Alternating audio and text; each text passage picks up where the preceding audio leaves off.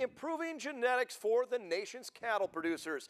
That's one of the big focuses at the U.S. Meat Animal Research Center near Clay Center. I recently had a chance to catch up with one of the top scientists. Here's more.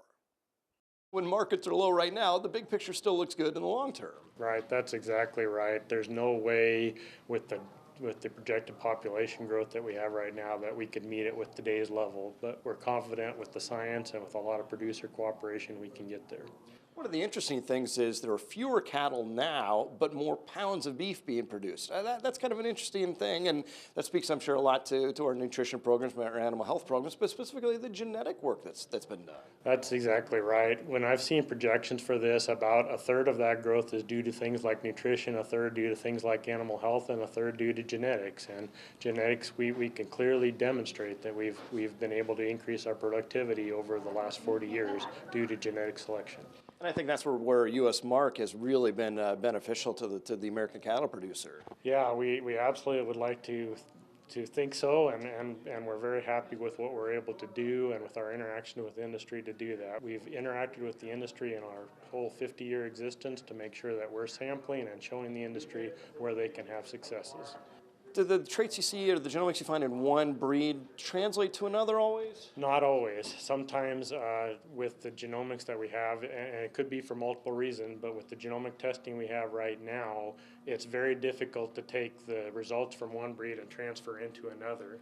So we're hoping to come up with types of methodologies that are more likely to be representative of cross breeds and be able to translate that. That's very important to us at the Meat Animal Research Center because we sample from the 18 largest breeds in the United States right now, and we want all of them from Angus all the way down to South Devon to have the same opportunity. When you look at those breeds, the Meat Animal Research Center and those breeds are pretty closely intertwined. Some of those breeds we forget are fairly new to the United States within the last, half century. Right. In fact, if we would look 50 years ago today, we would have had a herd of Herefords and a few Angus and Shorthorn, and it's changed tremendously there because of the importation of several other breeds. When we're looking at those traits, I'm sure there are any number of different specific traits. There's, I'm sure, some general kind of categories, but under each of those umbrellas, very, very specific things you're looking for. That's right. We want to make sure, one, that we're increasing producer efficiency, but in addition to that, we want to increase consumer acceptance and consumer quality things as well. With the meat eating experience, we want to make sure that we're tracking things like food safety long term, the animal welfare, and things like the disease status of the animal. While that's economically important, it's also important to the health of the animal, and we think that's important to keep trying to track in the future as well. I'm sure you'd like to be able to track things from the cow-calf through getting it to your dinner table. Yep, we are calf all the way through harvest in our data collection at the center, and we want to make sure that we're representing the whole integration of the industry out there very well.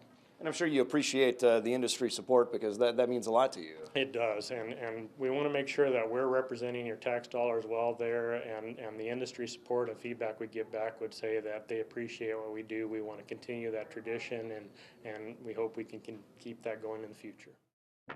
Later, have you ever heard of a college student interning at a feedlot? We'll meet our Farm Youth of the Month. The weather is a